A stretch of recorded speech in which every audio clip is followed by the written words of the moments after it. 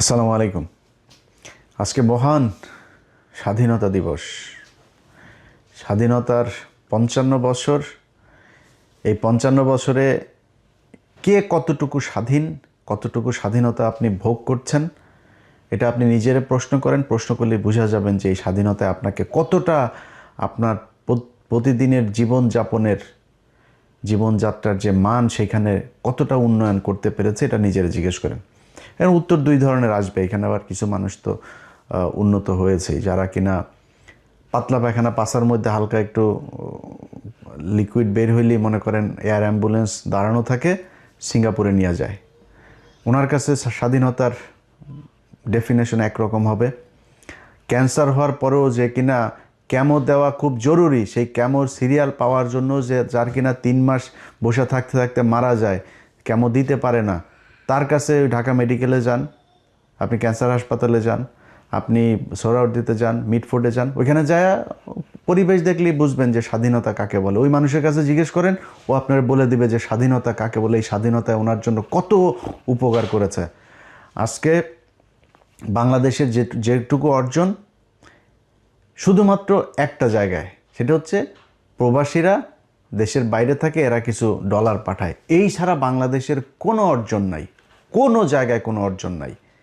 সেই মানুষগুলোরে গিয়ে জিজ্ঞেস করেন তাদেরকেও এই সরকার কতটুকু সুখে রাখতে পেরেছেন। একটা টিকিটের জন্য ঈদে দেশে আসতে পারে নাই। সরকারের তো উচিত প্রতিটা প্রতি 2 ঈদে সবাইকে সমপরিমাণ টিকিটের সমপরিমাণ টাকা দিয়ে দিবে সরকার। আনেন, আপনার দেশে ঈদ করতে মন চায়, ছেলে মেয়েরে পড়ালেখা করেন অস্ট্রেলিয়া, ইংল্যান্ডে, আমেরিকায়, কানাডায়, আর ঈদের সময় তাদের সেই লন্ডন গিয়ে আবার বাজার টাজার মার্কেট টার্কেট করে নতুন মডেলের টাইফোন গোল্ড মোল্ড সব কিনে নিয়ে এসে তারপরে ঈদ করতে মন চায়।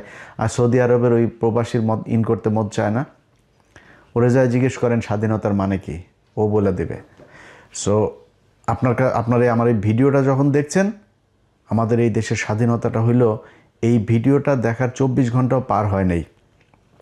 দৌলতদিয়া পাটুরিয়া ঘাটের একটা বাস আস্তে করে ফেরি দিয়ে নেমে পানিতে পড়ে গেল। 40-50 জন যাত্রী নিয়ে, সেখানে আমি ভিডিও করার আগ পর্যন্ত যতটুকু জানতে পারলাম 25 জনের লাশ অলরেডি উদ্ধার করা হয়েছে। আরও কতজন মারা যাবে ঠিক নেই। আপনার এই মরার স্বাধীনতা তৈরি হয়েছে 1971 সালের যুদ্ধ মধ্য দিয়ে। আপনি মরবেন, এটাই স্বাধীনতা। আপনি প্রজা, আপনি ওদের গোলামি খাটবেন।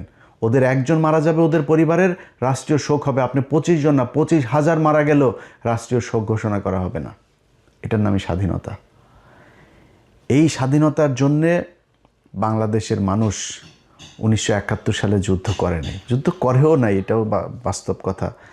এখন আপনি ওদেরকে বলবেন, ধরেন স্বাধীনতা এই যে এটা নিয়ে যে বিশাল আকারে সবচেয়ে বেশি করে আওয়ামী লীগকে জিজ্ঞেস করেন, তোর আব্বা বলেছিল তাজউদ্দিন নাকে তেল দিয়ে ঘুমাও, 27 তারিখ হরতাল। 1971 সালে 27 তারিখ হরতাল হওয়ার কথা ছিল।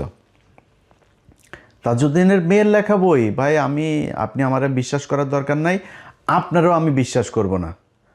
সো আমরা 71-এর ওগুলো নিয়েই, যারা ওই সময়ের মানুষ তাদের কথা যা বলেছে তাদেরকে নিয়েই শুনব। এই শেখ মুজিব সেদিন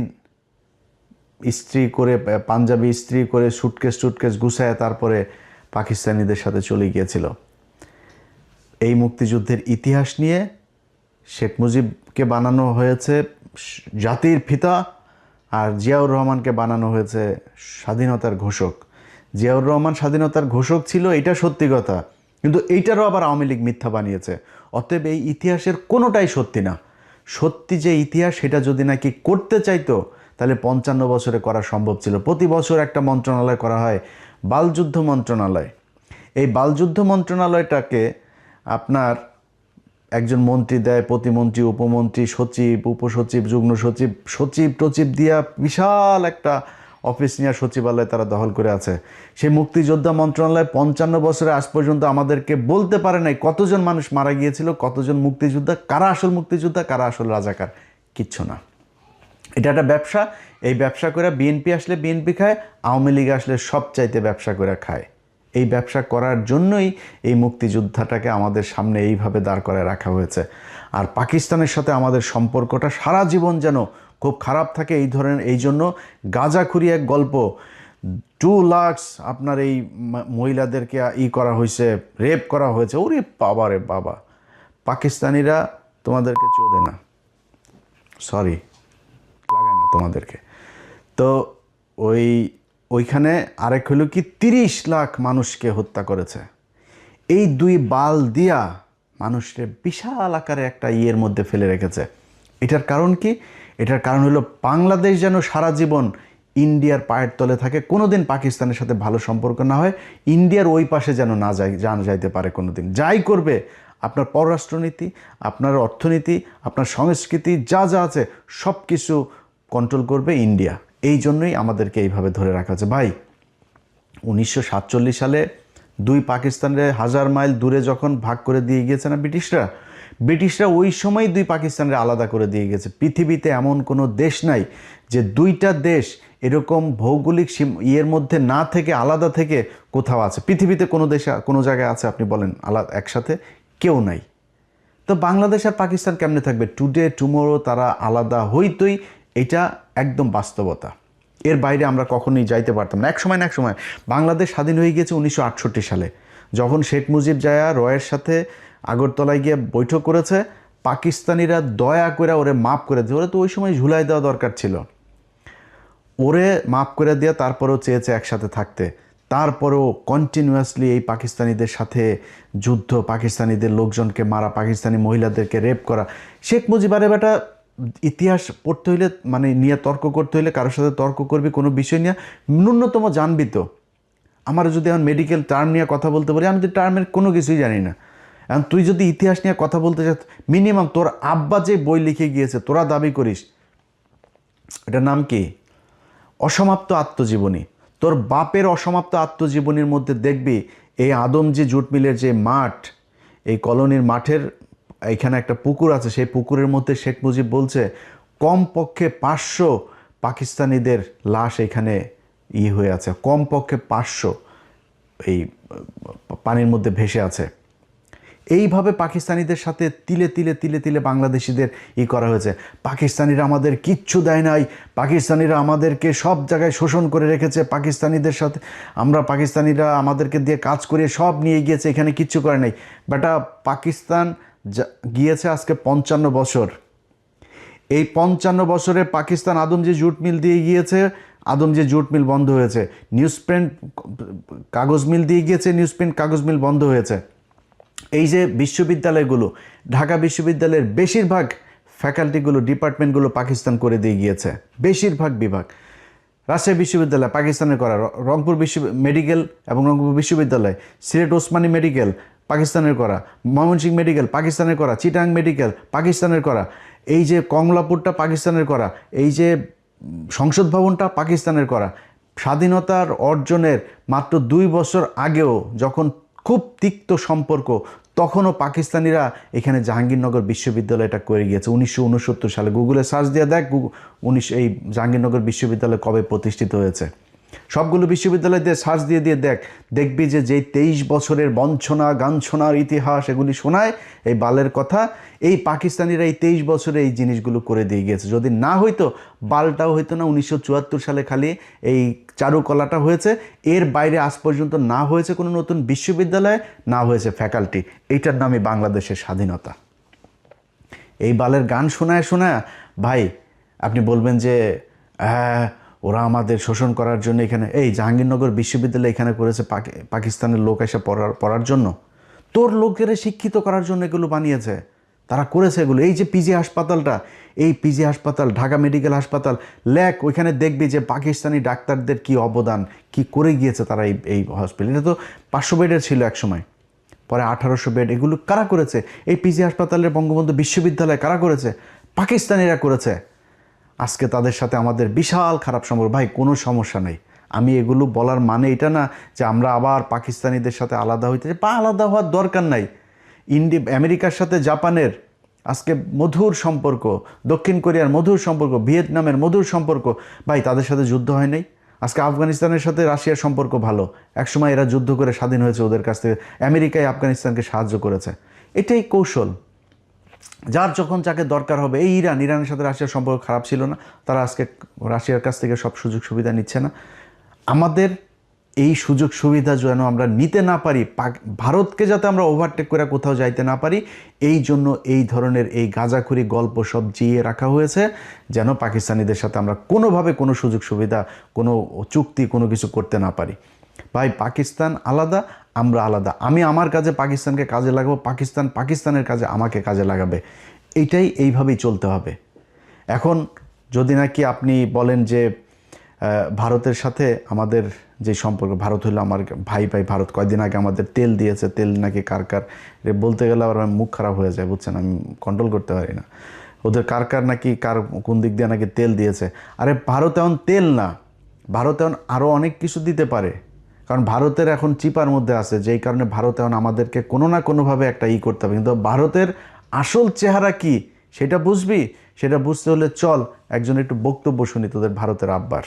ভারত আর হাত গুটিয়ে বসে থাকতে রাজি নয়। তারেক রহমানের দেশে ফেরা এবং প্রধানমন্ত্রী হওয়ার নেপথ্যে ভারতের একটি বড় পরিকল্পনা ছিল, আগেই বলেছি। কথা ছিল আওয়ামী লীগের বিরুদ্ধে কোনো প্রতিশোধমূলক রাজনীতি হবে না এবং উগ্র মৌলবাদী শক্তি, বিশেষ করে জামাতের প্রভাব নিয়ন্ত্রণ করা হবে। কিন্তু প্রধানমন্ত্রী হওয়ার পর থেকেই তারেক রহমানের ভোল বদল শুরু হয়েছে। ভারতের দেয়া সেই প্রতিশ্রুতির কোনো প্রতিফলন এখন আর তার কাজে দেখা যাচ্ছে না। তিনি জামাতকে মন্ত্রিসভায় জায়গা দেওয়ার কথা ভাবছেন এবং আওয়ামী লীগের ওপর রাজনৈতিক নিষেধাজ্ঞা ও আইসিটি ট্রাইব্যুনালের খড়গ বহাল রেখেছেন। বরং চিঠি দিচ্ছেন আইসিটির রায়ের প্রেক্ষিতে শেখ হাসিনা এবং আসাদুজ্জামান খান কামালকে যাতে তাড়াতাড়ি বাংলাদেশে প্রত্যর্পণ করা হয়। দিল্লির কূটনীতিকদের মতে এটি ভারতের সাথে করা বড় ধরনের কথা খেলাপি বা বিশ্বাসঘাতকতা। আওয়ামী লীগের ওপর থেকে নিষেধাজ্ঞার খাড়া তোলার কথা আর উঠছেই না। শেখ হাসিনাকে ফাঁসিতে ঝোলাবার জন্য উল্টে ভারতের কাছে ইউনূস জমানাচ্ছে কড়া চিঠি দিয়ে প্রত্যর্পণ দাবি করছে তারেক রহমান সরকার। এসব কিসের লক্ষণ? এই সব কিছুই কি সেই পুরনো বিশ্বাসঘাতকতার নতুন সংস্করণ নয়? এটা ঠিক, তারেক রহমান সরকারের বয়স সবে 1 মাস। এর মধ্যে চরম সিদ্ধান্ত নেয়নি ভারত, তবে ঘরপোড়া গরু সিঁদুরে মেঘ দেখে ভয় পায়। তারেক সরকারের কাজকর্মে সেই সিঁদুরে মেঘের লক্ষণ কিন্তু স্পষ্ট ফুটে উঠছে। আওয়ামী লীগ নেতাদের জেল মুক্তির কোনো খবর নেই। যারা মুক্ত হচ্ছেন বিচার বিভাগের নির্দেশে নতুন মামলা দিয়ে তাদের আবার ঢুকিয়ে দেওয়া হচ্ছে জেলে। এই যদি বিএনপির গণতন্ত্র রক্ষার আসল ছবি হয় তাহলে সন্দেহ জাগেই। আর ঠিক এই কারণেই হয়তো এবার ভারত আর কোনো বিশেষ দূতের অপেক্ষা না করে অজিত ডোভালের মাধ্যমে সরাসরি 1 মাসের ডেডলাইন দিয়ে দিয়েছে। ভারত তার সাথে কথাবার্তা বলে শুধু কয়েকটি শর্তে, কয়েকটি বিষয়ে কেবল একমত হয়েছিল, কথা নিয়েছিল তারেক রহমানের কাছ থেকে। তাদের মধ্যে 1, ভারতের উত্তর পূর্বাঞ্চলের বিচ্ছিন্নতাবাদীদের যেন বাংলাদেশের মাটি ব্যবহার করতে দেয়া না হয়। 2, দেশে ইনক্লুসিভ রাজনীতি যেন ফিরিয়ে আনা হয়, অর্থাৎ আওয়ামী লীগকে সরকারি নিষেধাজ্ঞা থেকে মুক্ত করা যেন হয় এবং একই সঙ্গে ক্রাইম ট্রাইব্যুনালের অন্যায্য অবৈধ বিচারকে আইন বিরুদ্ধ বলে ঘোষণা করে সেই বিচারকে বাতিল করা।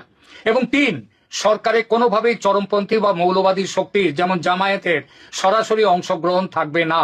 ভারতের এই 3 শর্তে সহমত হলে তারেক দেশে ফেরেন এবং ভারত সব রকমের সহযোগিতা দিয়ে তারেকের জয়ের পথ প্রশস্ত করে।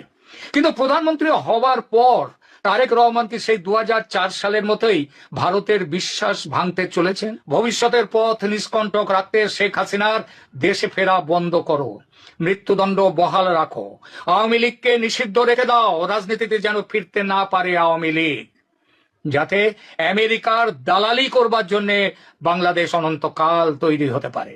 দিল্লির রণমূর্তি এই কারণেই, এই জন্যই অজিত ডোভালের চরম বার্তা। কেননা পরিস্থিতি আবার সেই 2004-এর দিকে চলেছে। এই পরিস্থিতিতে ভারত আর হাত গুটিয়ে বসে থাকতে রাজি নয়।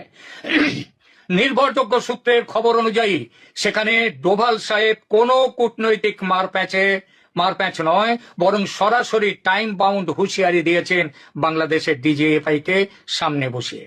কি ছিল সেই হুঁশিয়ারিতে? 1, আগামী 1 মাসের মধ্যে আওয়ামী লীগের উপর থেকে সমস্ত রাজনৈতিক নিষেধাজ্ঞা তুলে নিতে হবে। 2, আইসিটি অধ্যাদেশ এবং তার অধীনে দেওয়া সমস্ত সাজা ও শেখ হাসিনার মৃত্যুদণ্ডের নির্দেশ বাতিল করতে হবে। 3, যদি এই 1 মাসের মধ্যে কোনো কার্যকর পদক্ষেপ না নেওয়া হয় তবে ভারত তার নিজের স্বার্থ, তার জাতীয় স্বার্থ রক্ষায় যে ব্যবস্থা উপযুক্ত মনে করবে সেই ব্যবস্থা নিতে বাধ্য হবে।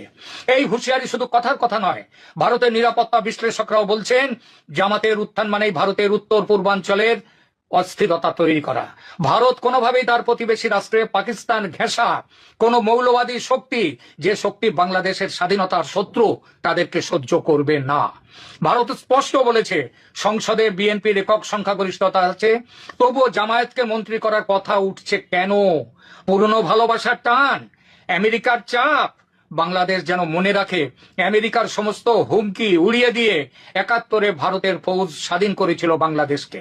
আজ দরকার হলে ভারতের ফৌজ উপযুক্ত ব্যবস্থা নিতে এবারও পিছিয়ে আসবে না। এই হইল ভারতের বন্ধুত্ব। এটার শুরু আজকে থেকে না, সেই ১৯৭১ সালের ১৬ই ডিসেম্বর থেকে শুরু করে আজকে পর্যন্ত ভারত কখনো মানতেই পারে নাই যে বাংলাদেশ একটা স্বাধীন রাষ্ট্র। তারেক রহমান তার কথা না শুনলে সে এখানে সোলজার পাঠায়, সোলজার পাঠা, তোরা সোলজার পাঠা, বাংলাদেশে পাঠা, ইস্ট পাকিস্তান ওয়েস্ট পাকিস্তান, দুই পাকিস্তান মিলা বাম্বু লাগাবে, পাঠা তোরা, যদি ক্ষমতা থাকে তাহলে বাংলাদেশে সোলজার পাঠা, ন্যাংটা বানায় ছেড়ে দিবে।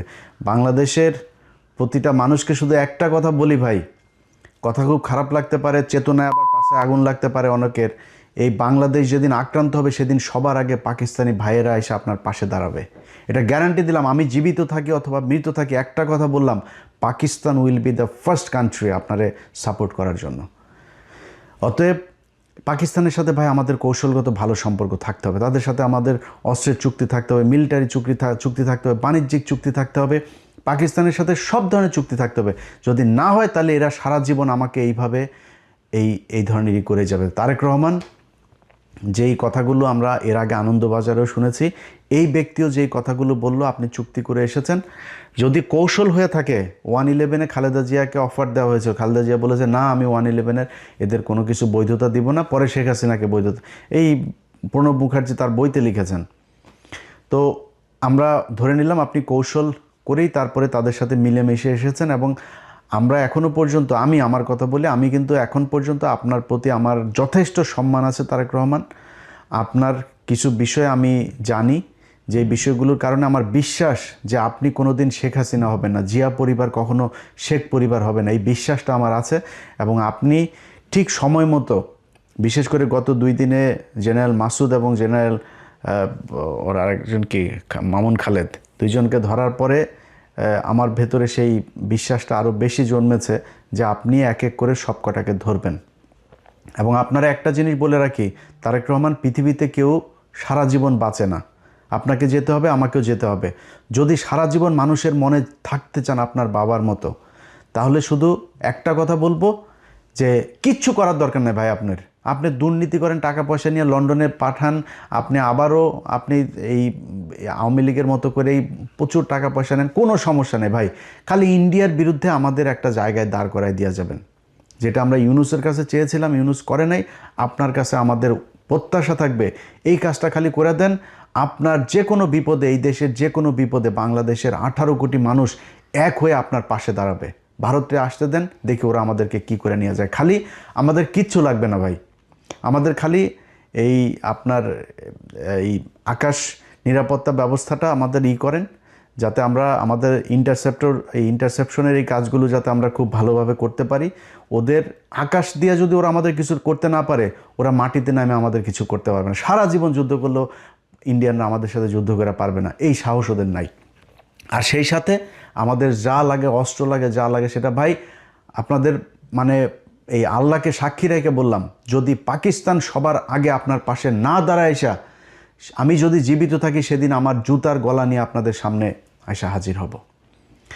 অতএব এরা যেই হুমকি ধমকি যা দিচ্ছে, আপনি এটাতে বিচলিত না হয়ে আপনার ওদের সাথে আপনাকে চোখে চোখ রেখে একটা পর্যায়ে গিয়ে কথা বলতে হবে। আপনার যতটুকু কৌশল অবলম্বন করা দরকার আপনি করেন, কোনো সমস্যা নাই। আপনাদের সামনে ভিডিওতে আজকে আমি কথা দিলাম যে বাংলাদেশ যদি ভারতের সাথে যুদ্ধ হয় এবং এই বর্তমান সরকার যদি বাংলাদেশের মানুষের পক্ষে থাকে, আমি যদি নাকি ওই দিন ফ্লাই করে বাংলাদেশে না যাই, তাহলে আমার সারা জীবন আপনি যা মনে চায়, ভীতু, কাপুরুষ, খারাপ, বজ্জাত, মানে বেঈমান, মুনাফেক, যা মনে চায় বলেন, সেদিন যদি আমি দেশে না যাই। কিন্তু ওই সরকারকে, আমার দেশের ওই সময়ের সরকারকে ইন্ডিয়ার বিরুদ্ধে যুদ্ধে অংশ নিতে হবে। অতএব আপনার যেই এই ভারত যে হুমকি আপনাকে দিয়েছে, এইটাতে আপনি তোয়াক্কা না করে আপনি বাংলাদেশের মানুষের যে চাওয়া পাওয়া, বাংলাদেশের মানুষ, প্রতিটা মানুষ এক একজন সোলজার, যদি প্রয়োজন হয় আমাদেরকে প্রশিক্ষণ দেন, যা প্রয়োজন, যত টাকার, আমরা না খেয়ে বাংলাদেশের মানুষ ঘরের থালা বাটি বিক্রি করে আপনাকে টাকা দিবে, কত টাকা কত ডলার লাগবে, কি অস্ত্র কিনতে হবে, আপনি সেগুলো কিনে এই দেশের মানুষের নিরাপত্তার ব্যবস্থা করেন। বিশেষ করে এই আপনার ইন্টারসেপ্টরের যে এইটাকে আপনাদের করতে হবে, কারণ তাদের যেহেতু যুদ্ধ বিমান, তাদের মিসাইল আছে, তাদের ড্রোন আছে, সো এই জিনিসগুলোর জন্য কি করা দরকার সেটা যার সাথে চুক্তি করতে হয়, পাকিস্তানের সাথে করতে হোক, চীনের সাথে করতে হোক, তুরস্কের সাথে করতে হোক, আমেরিকার সাথে করতে হোক, রাশিয়ার সাথে করতে হোক, যার সাথে মনে চায় করেন, করে আমাদের এই নিরাপত্তার ব্যবস্থা করেন। মাটিতে নেমে যখন ওরা যুদ্ধে নামতে আসবে, ওইটার সাথে বাংলাদেশের মানুষ ফাইট করবে, সেটার জন্য আমাদের প্রশিক্ষণ দেন, যা প্রয়োজন সেটা করেন, এই দেশের মানুষ জীবন দেওয়ার জন্য প্রস্তুত। আমরা অন্তত গত 15 বছরে এরকম একটা প্রজন্ম তৈরি করেছে, যে প্রজন্মটা এই দেশে ভারতের বিরুদ্ধে যুদ্ধ করে শহীদ হওয়ার জন্য মুখিয়ে আছে। কে বিএনপি করে, কে জামাত করে, কে কোন দল করে, চরমনাই করে না কি করে, ইন্ডিয়ার প্রশ্নে সবাই এক। অতএব আপনি সেটা করেন। আমাদের কিছু কিছু মানুষজন আছে যারা এখনও পর্যন্ত পাকিস্তানের সাথে আমাদেরকে একটা দ্বন্দ্ব বাধায় রাখার জন্য একটাই করে, ভাই 26শে মার্চ আমরা স্বাধীনতা দিবস, ওকে 16ই ডিসেম্বর ইন্ডিয়া তাদের কাছ থেকে লিখে নিয়ে গিয়েছে, আমাদের কারো আসতে দেন, ওকে, তারপরে ভাই আলাদা হয়ে গিয়েছে, দ্যাটস এনাফ, এটা ওভার, এখন আমরা দিনগুলো পালন করব, ঠিক আছে, গুতাগুতির দরকার নাই তো। পাকিস্তানের গুতায় কি পাকিস্তানের কাছ থেকে আপনি টাকা নিতে পারবেন? পাকিস্তান আপনার এখানে না আসলে পাকিস্তানের কী হবে? পাকিস্তানের ল্যান্ডের অভাব আছে? আমার মেয়ে 1,44,000 বর্গ কিলোমিটার, ওর 6,80,000 না কত হাজার বর্গ, আমার চাইতে এরকম 5টা রাষ্ট্রের মতো ওর একটা দেশ, মানুষ আমাদের চেয়েও কম, তো ওদের আমাদের জায়গা দরকার আছে নাকি? আমার এখানে আছে কি? আছে কিছু বাংলাদেশে।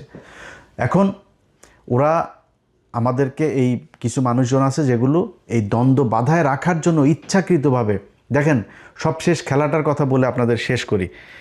সবশেষ খেলার ক্রিকেট খেলাটায় বাংলাদেশ 3টা ম্যাচ খেললো। 3টা ম্যাচের মধ্যে প্রথম ম্যাচে আপনার মেহেদী হাসান মিরাজ, সালমান আগা তাকে আউট করলো।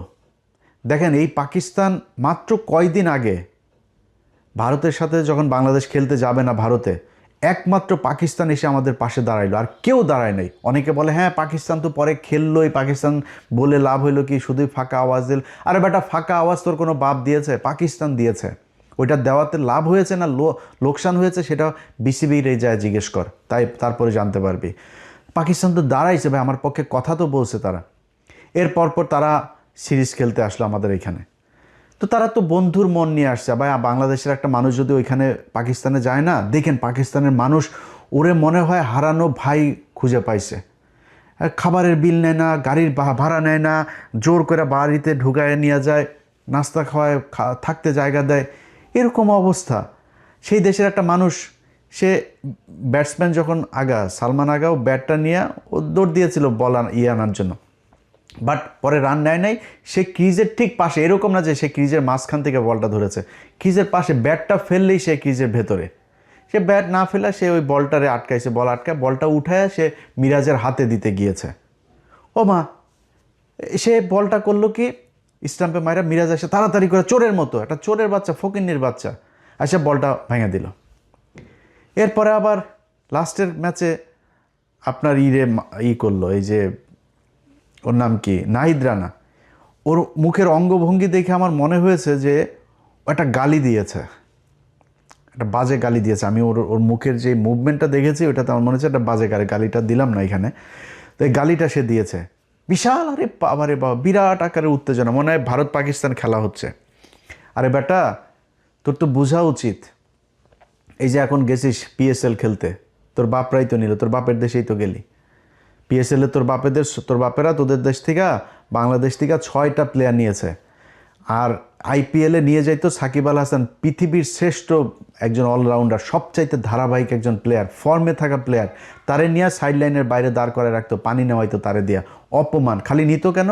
বাংলাদেশের দর্শকগুলোর নেওয়ার স্পন্সর আছে না, ওদের তো প্রোডাক্ট বিক্রি করতে হবে, বাংলাদেশের মানুষ দর্শক তো থাকবে না একজন না থাকলে, নিয়ে বসায় রাখতো। এটা করতো ইন্ডিয়া। আরে ভাই, ইন্ডিয়া আজকে সেই শুরু থেকে এখন পর্যন্ত সারা জীবন এই যে টেস্ট স্ট্যাটাস, সবার পরে তারা আমাদেরকে দিয়েছে। এই যে টেস্ট স্ট্যাটাস খেলা মানে না, বাংলাদেশের থাকা উচিত না। এই যে এই সেবাগ, বীরেন্দ্র সেবাগ, এই শালা বলছিল যে বাংলাদেশের টেস্ট স্ট্যাটাস থাকার উচিত না। এরা ইন্ডিয়া খালি খেলা না, বাংলাদেশের প্রতিটা জায়গায় প্রতিটা সেক্টরে তারা সারা জীবন, এই যে কয়দিন আগে আপনার এই যে বাংলাদেশ থেকে আপনি দেখছেন না যে বাংলাদেশের মানুষজনরা এখন আর আসতে দিবে না, কারণ বাংলাদেশের মানুষ এখানে ওই আপনার ইয়েগুলো, এখানকার সরকারি যে সুবিধাগুলো আছে এই সুবিধাগুলো বেশি উপভোগে। যেমন ধরেন কারো মা অসুস্থ, বাবা অসুস্থ, তার ট্রিটমেন্টের জন্য এখানে আপনি ঘরে রাখলেও আপনারে কিছু টাকা দেয়। আপনার অনেক এরকম বাচ্চাদের জন্য চাইল্ড সাপোর্ট দেয়, অনেক ধরনের এই প্রণোদনা আছে, এগুলো দেয়। তো এগুলো এই ইন্ডিয়ানরা, তারা ইন্ডিয়ানদের কারো দেন, ওরা কিন্তু আমাদের চেয়ে বেশি খায়, অথচ ইন্ডিয়ানগুলো দেয় নাই, বাংলাদেশেরগুলো সবগুলো দিয়েছে যে বাংলাদেশ নাকি 54% নাকি এশিয়ার নাকি আমরা নাকি খাই, তারপরে এটা দিয়ে এখন বাংলাদেশিদের ভিসা দেওয়া বন্ধ। ভাই প্রতিটা জায়গায় আপনি 1971 সালের মুক্তিযুদ্ধের পর এটা নিয়ে কোনো বিতর্ক নাই, প্রতিটা মুক্তিযুদ্ধের কাছে জিজ্ঞেস করবেন যে ইন্ডিয়ানরা আমাদের এখান থেকে কি পরিমাণে, পাকিস্তানের 92,000 এই সোলজার তারা আপনার অস্ত্র রেখে আসলো, আমাদের এই যে মিল কল কারখানা মানে পাকিস্তান যা করে দিয়ে এসেছিল, এগুলির থেকে দামি দামি যন্ত্রপাতি সব ইতিহাসের সব জায়গায় এগুলোর আপনার উল্লেখ করা আছে। তারা নিয়ে গিয়েছে, আমাদের দেশের টাকা পয়সা লুটপাট। এর পরে 400 কোটি টাকা এসেছিলো আমাদের অনুদান বিদেশ থেকে, সেই 400 কোটি তখন আমাদের তো টাকশাল সব নাই, তারা আমাদের সেটা করলো, সেই টাকাটাতে তারা 400 কোটিরে 800 কোটি ছাপাইলো। 800 কোটি ছাপায় কী করলো তারা, তাদের ওই টাকাগুলো দিয়ে আমাদের দেশে চাল ডাল সব কিনে নিয়ে গেল। পর্যাপ্ত ছিল আপনার বিভিন্ন দেশ থেকে আসা আপনার সাহায্য সহযোগিতা ছিল, এগুলো সব নিয়ে যায় তারা আমাদের দেশে ইনফ্লেশন করে দিল, মানুষ না খেয়ে 74-এ মারা গেল। আর ভাই মানুষ মারা গেলে মারা যাবে 72-এ 73-এ, 74-এ গিয়ে মরল কেন? এই ভারতীয়দের কারণে। ভাই আপনারে আমি যদি এখন 55 বছরে এই ইতিহাস এত ড্যামেজ হয়েছে যে আপনাকে এখন আমি বুঝাইতে গেলে আপনার অনেক কিছু মনে হবে যে এই লোক আসলে মানে মুক্তিযুদ্ধ নিয়ে এত কথা বলে, ভারতের বিরুদ্ধে এত ক্ষোভ তার। ভাই আমার কথা বিশ্বাস করার দরকার নেই আপনার, আল্লাহর ওয়াস্তে। যেই মানুষগুলো সেক্টর কমান্ডার ছিল, মুক্তিযুদ্ধের সর্বাধিনায়ক আছে না জেনারেল ওসমানী, সেই জেনারেল ওসমানী শেখ মুজিবের এখান থেকে পদত্যাগ করেছিল, জানেন এটা? শেখ মুজিব মন্ত্রণালয়ে থাকতে দেয় নাই। এই যে তাজউদ্দিন আহমেদ, তার অবর্তমানে সে প্রধানমন্ত্রী ছিল না, এই তাজউদ্দিন আহমেদরে শেখ মুজিব বহিষ্কার করেছে, বাধ্য হয়েছে তারা করতে। শেখ মুজিব এই তাজউদ্দিনের মেয়ের বইতে লিখেন, একদম হুবহু সেদিনের ঘটনাটা বর্ণনা করেছে যে আব্বু সেদিন এই বাড়িতে এসে তারপর বলেছিল এর চেয়ে পাকিস্তান আমলি তো ভালো ছিল। কোনো কারণে একটা কোনো ভালো মানুষরে ওই দিন এই শেখ মুজিব তার এই জায়গাতে সে থাকতে দেয়নি।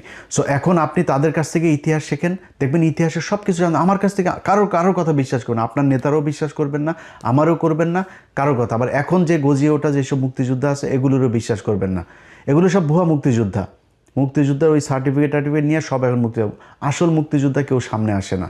এরা এই তেলও মারে না, এরা এই ধান্দা এই খাইতেও আসে না, অনেকে আছে এই ভাতাও নেয় না। এরকম বহু আমার নিজের পরিবারে আছে, আমার আপন খালু, আমার খালার ছোট খালার হাজবেন্ড, আপন খালু মুক্তিযোদ্ধা। এইসব ইতিহাস এগুলো তার কাছ থেকে বহুত শুনছি ভাই। আপনার সেক্টর কমান্ডার আছে না, সেক্টর কমান্ডার সবচাইতে বড় সেক্টর 9 নম্বর সেক্টর খুলনা অঞ্চলের, এই 9 নম্বর সেক্টরের সেক্টর কমান্ডার আপনার মেজর জলিল। জানেন মেজর জলিল কোথায় মারা গেছিল? এটা জানেন কেউ? মেজর জলিল এই করাচিতে গিয়ে মারা গেছিল। দেখেন ওনার দেখেন, ওনার গুগলে যান, ওনার দেন, করাচিতে গিয়ে মারা গেছিল। এই বাংলাদেশের প্রতি ঘৃণা, ইন্ডিয়ার প্রতি ঘৃণায় সেই দেশটায় থাকতে পারে নাই, সেই জীবনটা সেইখানে মারা গিয়েছে। একজন সেক্টর কমান্ডার। আপনার কাছ থেকে আমি ইতিহাস শিখবো ভাই, আপনি আমার সাথে ইতিহাস নিয়ে করবেন, ডিবেট করবেন, কথা বলবেন, যে বলতে চায়, যত বড় মুক্তিযোদ্ধা আছে যে আছে, আমি আমার মুখ থেকে একটা কথা বলবো না, বই থেকে কোট আনকোট কথা বলবো। তার চাইতে বড় মুক্তিযোদ্ধার বই থেকে আমি তার রেফারেন্স দেবো যে এই মুক্তিযুদ্ধ এটা বলে গেছে, আপনি এটা কোথায় পেলেন? আমার মুখ থেকে একটা কথা বলবো না, কে আছেন বলেন, আমি তার সাথে বসবো। অতএব এই মুক্তিযুদ্ধ নিয়ে ভাই আমাদের দেশের যে 2 লাখ মা বোনকে পাকিস্তানিরা লাগাইছে, বাল ফলাইছে, 30 লক্ষ মানুষকে পাকিস্তানিরা মেরে থুয়ে গিয়েছে। ভাই এই ভগাস কথাবার্তা 55 বছর হয়েছে মুক্তিযুদ্ধ মন্ত্রণালয়ের, বলেন না কেন ঠিক করতে, জীবনও করবে না, কারণ সব মিথ্যা কথা। পাকিস্তানিরা কাউকে রেপ করে নাই, পাকিস্তানিরা কোনো মুসলমানকে হত্যা করে নাই। এই যে কয়দিন আগে এই আমেরিকাতে দেখছেন না 2 কংগ্রেসম্যান সব এই কারণেই। হ্যাঁ, হিন্দুদের সাথে যুদ্ধ হয়েছে, ভারতের সাথে পাকিস্তানের যুদ্ধ হয়েছে, হিন্দুরা তো এই দেশে গণহত্যা চালিয়েছে, গণধর্ষণ চালিয়েছে। তো এখন কি বলবেন এগুলোরও নিয়ে? এই যে 3 লাখ 30 লাখ 2 লাখ এগুলোর করেন না কেন? আমরা তো চাই কারা কারা ধর্ষিত হয়েছে, কাদের কাদের ইয়েতে পাকিস্তানের পয়দা হয়েছে, আমরা এটা দেখতে চাই। দেখান, বলেন। আপনাদের তালিকা নাই কেন? আপনারা এখনও করেন না কেন? যে মারা গিয়েছে তার তো আর মান সম্মান নাই, খুঁজে বার করেন দেখি। মুক্তিযোদ্ধা তো এখনও জীবিত আছে, খোঁজ নেন। নাম বলার দরকার নাই, কোনো নারীর নামও বলার দরকার নেই, এমনিতে আপনি সংখ্যাটা আমাদের জানান দেখি কোথায় কে করছে এইসব ভগাস কথাবার্তা। ভাই আমার পাকিস্তানের সাথে আমি একও হব না, আবার পাকিস্তানের সাথে আমাদের মানে কোনো কিছু দিয়েও সম্পর্ক করার দরকার নেই। পাকিস্তানে আমার ভাই, আমি পাকিস্তানের ভাই, পাকিস্তান আর আমি, এই ভারত যতবার হুমকি দিবে ততবার পাকিস্তানের সাথে মিলে আমাদেরকে ভারতকে প্রতিহত করতে হবে সব দিক থেকে। ওর 7 সিস্টার থেকে শুরু করে খালিস্তান, ওইদিকে পাঞ্জাব, ওইদিকে কাশ্মীর, সবখানে পাকিস্তান বাংলাদেশ মিলে একসাথে ওদেরকে ধরতে হবে। এইটা যেদিন ঠিক করতে পারবেন, এই বাংলাদেশে কোনো সমস্যা থাকবে না। এই দেশের একটা উৎপাদন করতে, একটা মোটরসাইকেল উৎপাদন করতে যাবেন, ভারতের সমস্যা।